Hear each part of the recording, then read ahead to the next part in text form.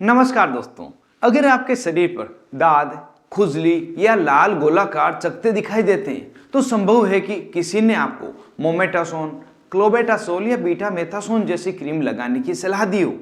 कई बार इन क्रीम्स को लगाने के बाद मरीज को कुछ ही दिनों में खुजली और लालपन से राहत महसूस होने लगती है, लेकिन क्या वास्तव में बीमारी ठीक हो रही होती है? दुर्भाग्य से अधिकांश मामलों में इसका उत्तर नहीं होता है। आज के वीडियो में हम समझेंगे कि एक्टिव फंगल इन्फेक्शन यानी रिंगवॉर्म में स्टेरॉइड क्रीम का उपयोग क्यों नुकसानदायक हो सकता है, यह संक्रमण को किस प्रकार से छुपाती है और क्यों डर्मेटोलॉजिस्ट इसके अनियंत्रित उपयोग के खिलाफ चेतावनी देते हैं। सबसे पहले यह समझना आवश्यक है कि रिंगवॉर्म या टीनिया कोई एलर्जी या सामान्य त्वचा की जलन नहीं है। यह एक फंगल संक्रमण है जो डर्मेटोफाइट्स नाम के फंगस द्वारा होती है। यह संक्रमण त्वचा, कमर, गर्दन, हाथ, पैर, सिर या शरीर के अन्य भागों को प्रभावित कर सकता है।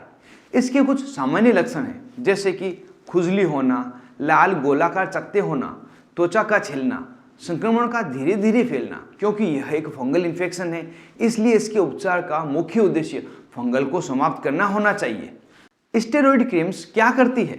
मोमेटासोन, बीटामेथासोन और क्लोबेटासोल कोर्टिकोस्टेरॉइड क्लास की दवाइयां हैं। इनका कार्य है स्किन पर सूजन कम करना, लालपन कम करना, खुजली कम करना और शरीर की ओवर एक्टिव इम्यूनिटी को कम करना।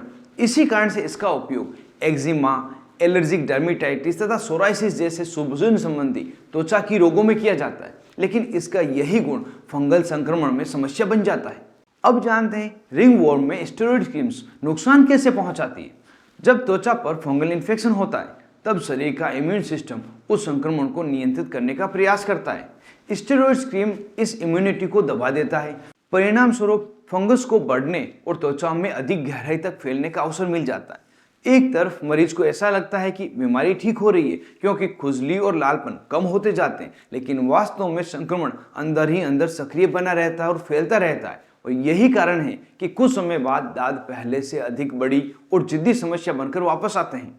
जब आप लगातार या गलत तरीके से स्टेरॉइड क्रीम लगाते हैं तो एक विशेष स्थिति विकसित हो जाती है जिसे चिकित्सकीय भाषा में टीनिया इकोग्निटो कहा जाता है।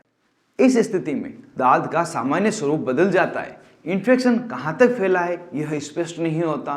बीमारी की पहचान करना कठिन हो जाता है।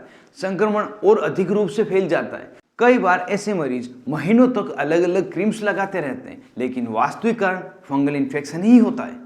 क्लोबेटासोल और बीटामेथासोन विशेष रूप से क्यों चिंता का विषय है?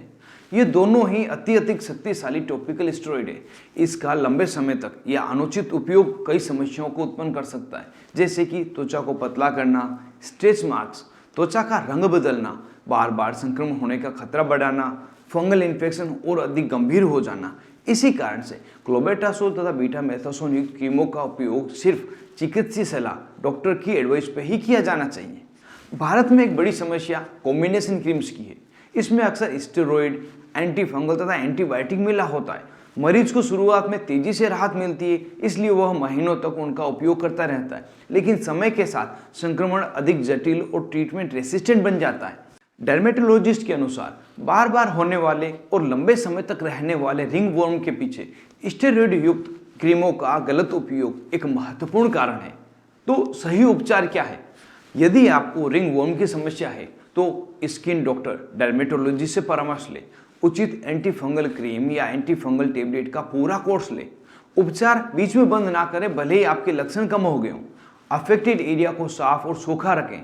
तौलिया, कपड़े और अन्य व्यक्तिगत वस्तुओं को किसी के साथ साझा न करें। बिना डॉक्टर की एडवाइस के स्टेरॉइड क्रीम का उपयोग ना करें। अंत में वीडियो को समराइज कर लेते हैं।